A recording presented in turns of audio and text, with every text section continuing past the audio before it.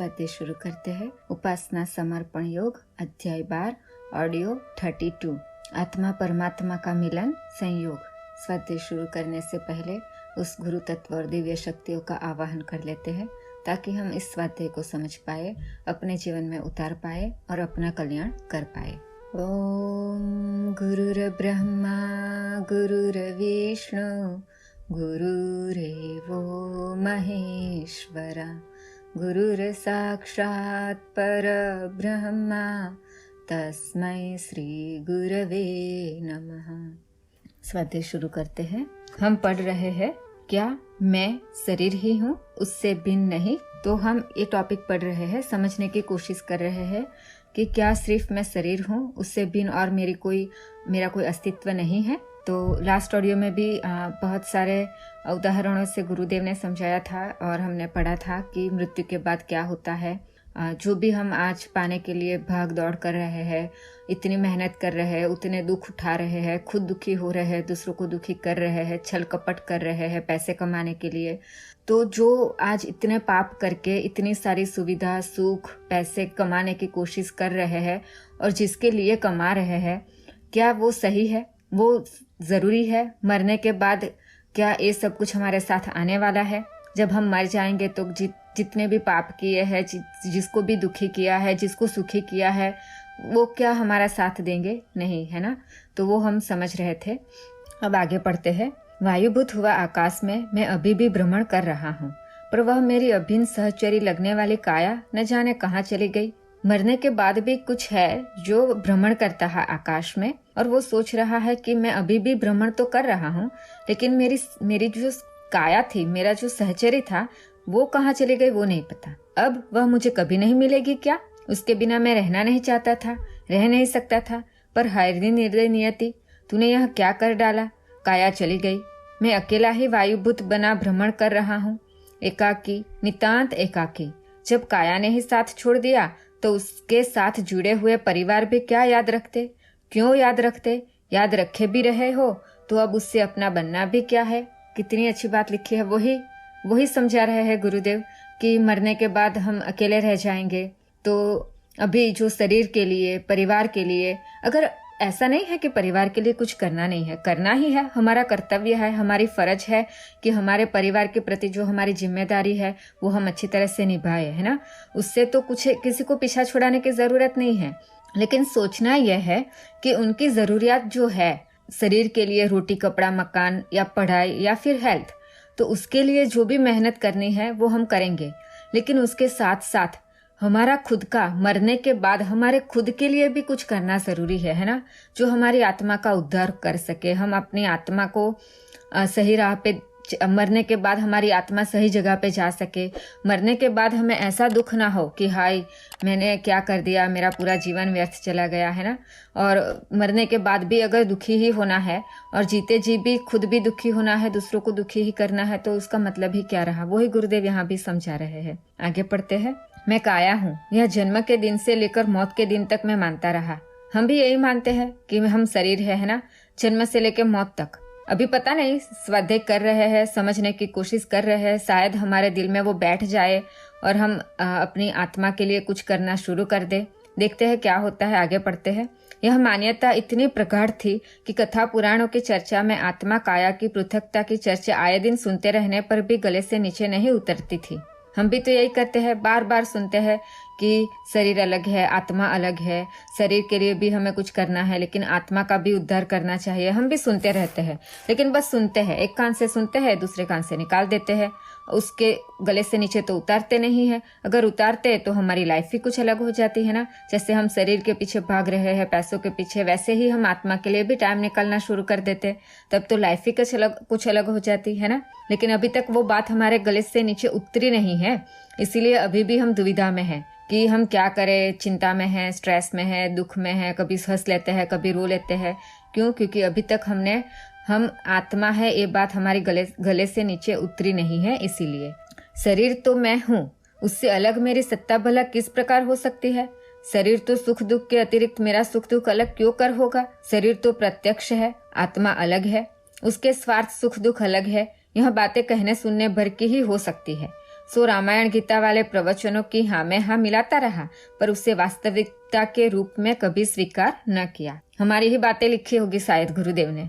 यहाँ पे कहते हैं कि रामायण गीता महाभारत हम सब सुनते हैं, प्रवचन बैठ के अच्छे से सब लोग प्रवचन सुनते हैं, है ना, अच्छी अच्छी बातें सुनते हैं, आत्मा के बारे में सुनते हैं, शरीर के बारे में सुनते हैं, लेकिन कभी उसका स्वीकार नहीं किया। इसीलिए जहाँ है वहीं रह गए। सुनने के बाद भी हमारे जीवन में अगर कोई फर्क नहीं पड़ता है, हमारे जीवन का धर्रा नहीं बदलता है, हमारी सोच नहीं बदलती है, हमारे जीने के रास्ते नहीं बदलते हैं, तो एक ही मतलब हुआ ना, कथा सुनी एक कान से दूसरे कान से निकाल दी, उसको समझा भी नहीं, उस पे चलने की कोशिश भी नहीं की। वही तो हम भी कर रहे हैं। वही लिखा है गुरुदेव ने कि जो जिसके बारे में भी लिखा है कि मरने के बाद अगर ऐसा सोचा था किसी ने, सब लोग सोचते होंगे, हमें क्या पता है ना मरने के बाद हम क्या करने वाले हैं, क्या सोचने वाले हैं, लेकिन परमपिता को तो सब पता है कि मरने के बाद क्या सोचते हैं उनके बच्चे। तो वही यहाँ पे लिखा है कि मरने के बाद भी हम यही सोचने वाले हैं कि काश हमने वो सुना होता प्रवचन में और उस पर गौर किया होता और कुछ कर लिया होता, उसको स्वीकार कर लिया होता। आगे बढ़ते हैं। पर आज देखता हूँ कि वह सच्चाई थी जो समझ में नहीं आई, और वह झूठाई थी जो सिर पर हर घड़ी सवार रही। शरीर ही मैं हूँ, यह मान्यता शराब की खुमारी की तरह नस नस में भरी रही। सही बात है। कहते हैं कि जो सच था उसको झूठ माना। कि हर कोई कहता है ना, जब हम गीता रामायण महाभारत पढ़ते हैं, शास्त्र पढ़ते हैं, तो सब में कहते हैं कि आत्मा अलग है, आत्मा के लिए ही जीना चाहिए, आत्मा का उद्धार करना चाहिए, आत्मा को पाने के लिए, समझने के लिए ही तो शरीर मिला है ना। तो जो सच था उसको झूठ मान लिया, और जो झूठ था इस शरीर उसको सच मान के पूरा जीवन हमने बिगाड़ दिया। बिगाड़ तो नहीं दिया, लेकिन पूरा जीवन व्यर्थ कर दिया। आगे पढ़ते हैं। पर आज आकाश में उड़ता हुआ वायुभूत एकाकी मैं सोचता हूँ, झूठा जीवन जिया गया, झूठे बनकर जिया, सच्चाई आंखों से ओझल ही बनी रही। मैं एकाकी हूँ, शरीर से भिन्न हूँ, आत्मा हूँ, यह सुनता जरूर रहा, पर मानने का अवसर ही नहीं आया। सही बात, मानने का अवसर ही नहीं आया। जानते थे, सुनते थे कि हम शरीर नहीं है, आत्मा है, फिर भी उसका मानने का अवसर नहीं आया। यदि इस तथ्य को जाना ही नहीं, माना भी होता, तो वह अलभ्य अवसर जो हाथ से चला गया इस बुरी तरह न आता।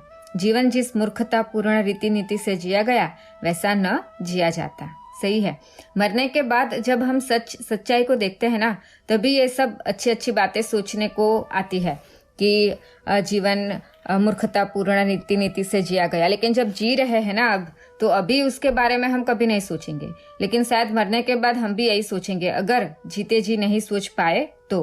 लेकिन हम प्रार्थना करते हैं उस गुरु तत्व दिव्य शक्तियों से कि हमें ना ये बात समझा दे, हमारे दिल में उतार दे कि इस स्वाध्याय के दरमियान जो बार बार सुना है, इस बार उसको सुन के एक कान से ना निकाल दे।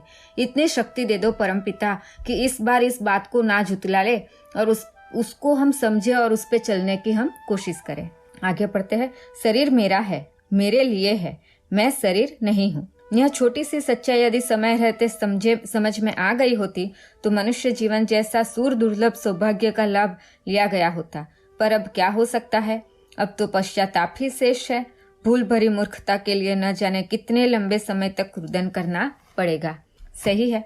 अगर अभी भी हम नहीं समझे, आज ये पढ़ने के बाद, इतना समझाने के बाद भी अगर हम नहीं समझे कि शरीर मेरा है, शरीर मेरे लिए है, आत्मा के लिए शरीर है, आत्मा के उद्धार के लिए शरीर है, आत्मा को अपने परम आत्मा से मिलाने के लिए शरीर मिला है, लेकिन हम इस शरीर का, इस समय का, इस जिंदगी का बहुत गलत तरीके से उपयोग कर रहे हैं।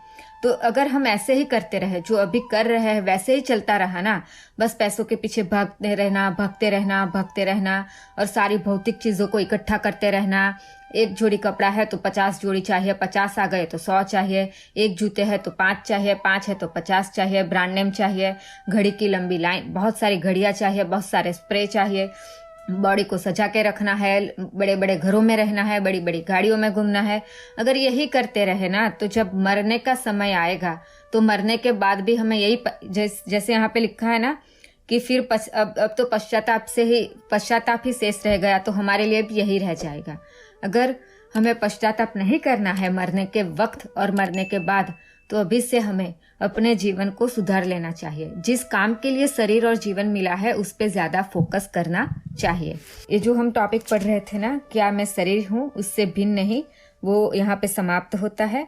अब आगे से नया टॉपिक स्टार्ट होता है। उसका हेडिंग है आत्मबोध, आंतरिक कायाकल्प, प्रत्यक्ष स्पर्श।